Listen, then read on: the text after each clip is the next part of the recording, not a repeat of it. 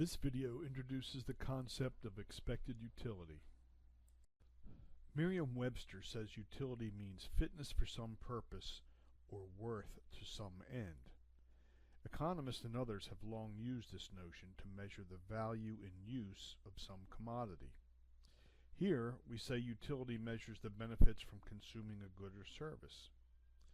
Disutility is what results from the use of some economic good or service that has drawbacks. We want to consider the utility, actually the marginal utility, from a very special good, income. Utility is conceptually measured as a function of the goods consumed. In this instance, utility is a function of income, such that any amount of income can be used to calculate a utility index or utility level. Higher levels of utility are preferred to lower levels of utility. For this example, utility has a minimum value of 0 and a maximum value of 18. This scale is completely arbitrary in the sense that any other pair of values would do equally as well. The utility function demonstrates the diminishing marginal utility of income. Notice the first $10,000 creates utility of 10. The second $10,000 creates a utility of 6, going from 10 to 16. The third $10,000 creates a utility of 2, going from 16 to 18. The more income one has, the less utility is derived from additional income. Let's look at the points on the curve to make sure we understand. $10,000 yields a utility of 10 as shown by point A.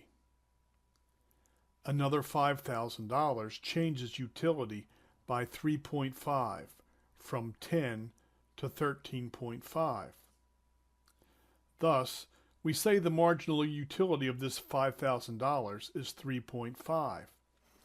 This is the vertical change in utility from point A to point B that results from the horizontal change in income from point A to point B. The marginal utility of an additional $1,000 going from $15,000 to $16,000 at point C is 0.5 in utility. A change of $1,000 would have a different marginal utility depending on the income you started from.